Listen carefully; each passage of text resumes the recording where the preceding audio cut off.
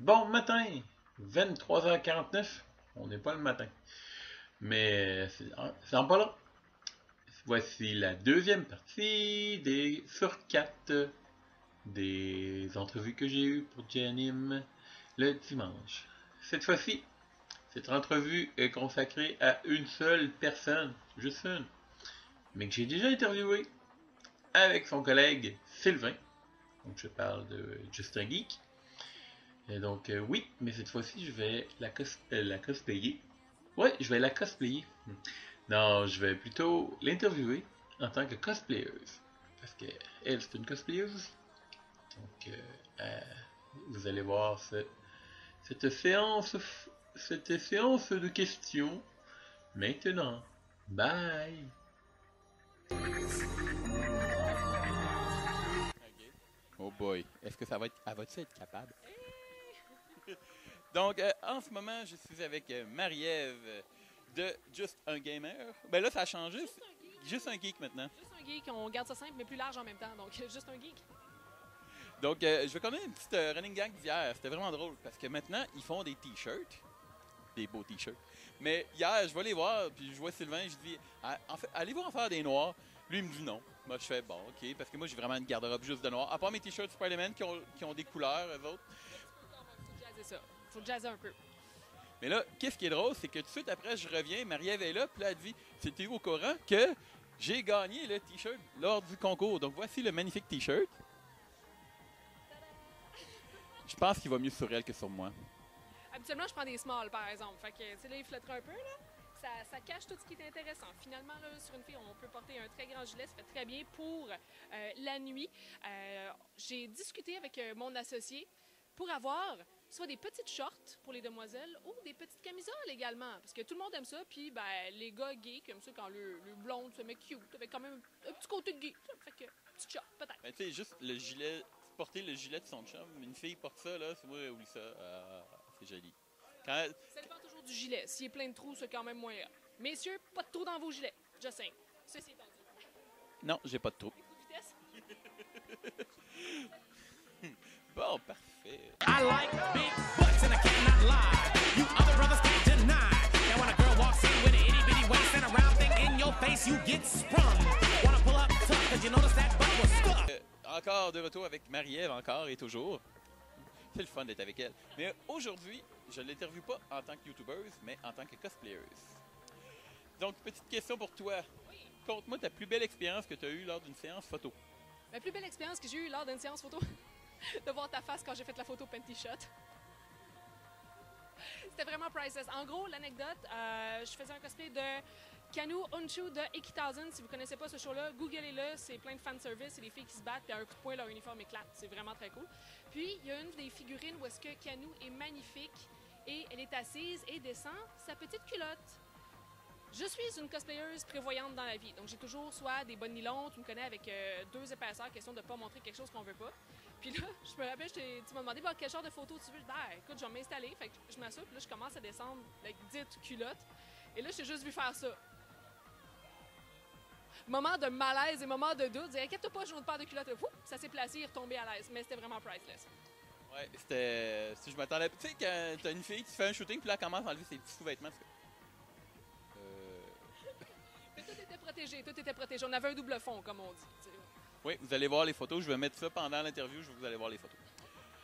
Ensuite de ça, ta plus mauvaise expérience que tu as eue lors d'une séance photo?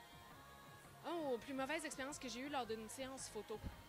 Il n'y a pas vraiment eu de mauvaise expérience. Pour moi, les expériences, tu peux pas partir dans le négatif parce que faut que tu commences en quelque part. Puis à un moment donné, tu fais juste apprendre puis corriger les choses, mais il n'y a pas eu de mauvaise expérience, proprement dit. Puis, juste revenir pour tantôt, là, ta photo de Panty Shot. Oui. C'est rendu, elle me fait toujours des poses sexy. Comme hier, vous allez voir une belle photo, elle me montre son porte-jartel. Encore une fois, il y a double fond. On est protégé, c'est un costume d'hiver après tout. Ensuite de ça, combien tu es prêt à payer pour une séance photo d'une heure? Pour une séance photo d'une heure, habituellement entre 20 et 40. Ça dépend. Si c'est en studio, habituellement, je pourrais aller monter jusqu'à 50, 60 dû à la location, etc. Si on vient qu'avoir, exemple, des ventilateurs, des props, des choses comme ça, des effets vraiment intenses pour aller chercher, pourrait monter dans le 60-80, puis quelqu'un qui va faire du photomontage après.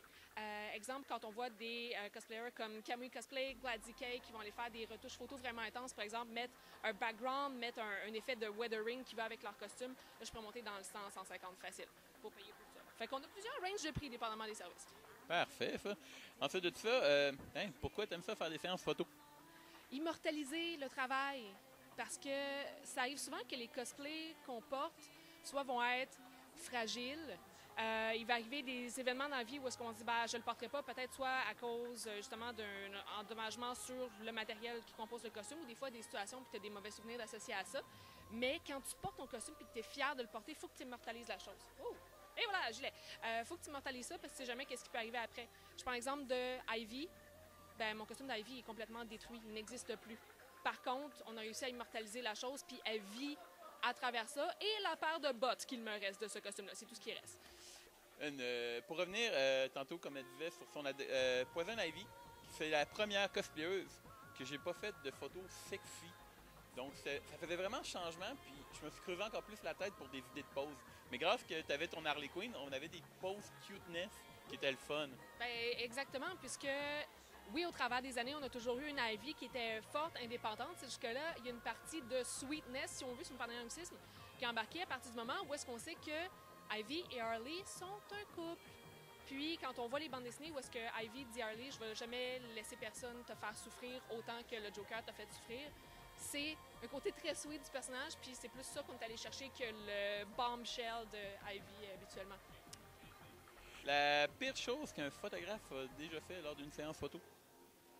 Un photographe qui te dit « Fais-moi confiance, je connais mes angles », quand toi-même tu connais tes angles et que tu dis « Non, ça ne marchera pas avec la structure de mon joli minois ». Exemple concret, tu sais qu'habituellement, les photos se font bien quand soit tu as le menton levé ou descendu, les épaules tirées par en arrière un peu, et la personne insiste pour te faire faire un angle qui ferme la posture et tout. Donc ça, c'est toujours un petit peu malaisant. C'est pas arrivé souvent. Ça. Combien de temps que tu es prêt à attendre pour recevoir tes photos après une séance photo? Ça dépend toujours du contexte de la prise de la photo. Dans le cas d'une convention comme ce que tu fais, des fois, les photographes vont avoir des journées où est-ce qu'ils vont passer 20-30 personnes sur 3 jours. Là, à ce moment-là, il y a un tri général à faire, plus la retouche, la balance des blancs pour avoir une uniformité. Là, à ce moment-là, je peux attendre 1 à 2 mois.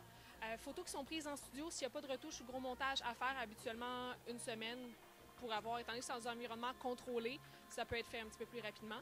Mais s'il y a du gros photomontage à faire, ajout de décors, d'éléments en arrière, là, à ce moment-là, on peut venir allonger un peu. Parfait.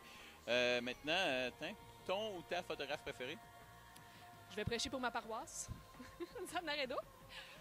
Ça va me coûter cher à soir. Mais j'ai pas eu énormément de photographes qui m'ont pris en photo. Éventuellement, peut-être dans les prochaines années, pour faire un comparatif photographe en salle préféré, photographe de convention préféré, photographe extérieur préféré, yada yada yada. Puis, justement, je viens de partir à ça. Qu'est-ce que tu préfères faire? Des photos de cosplay, des photos hors convention, plus du modeling ou du cosplay? J'ai une affection particulière pour le cosplay parce que de recréer des fois soit des scènes d'illustration ou de figurines, c'est vraiment super le fun et parfois challengeant parce qu'on n'est pas toutes flexibles. Mais éventuellement, j'aimerais ça me lancer dans le modeling pour avoir quand même une partie de ma personnalité à moi et non du personnage qui est mise à l'avant-plan. D'accord. Puis une petite dernière, juste pour le fun. Pour ou contre le Photoshop? Pour. D'accord. Moi, je suis... Pour, mais avec un bémol. C'est-à-dire de ne pas m'ajouter du double D, mais exemple, quand on voit des fois des petites ridules, des rides d'expression, juste à l'ajuster un peu. Ou le classique bouton de matin de stress de convention. Ça se corrige très bien. Okay, ça, je suis d'accord. Merci. Donc, vous allez voir Sarah Cosplay dans les commentaires en bas. Donc, sur ce, bye! Et voilà ce qui conclut. Voilà ce qui conclut le deuxième vidéo. Maintenant, nous allons aller au troisième. Alors, on continue. Donc, n'oubliez pas, mettez un pouce bleu, like et ça revient au même. Partagez, ça c'est le fun. Ensuite de ça, évidemment, abonnez-vous à ma chaîne. Ensuite, faites des commentaires, parce que c'est toujours le fun d'avoir vos commentaires. Donc, sur ce, je vous dis bye!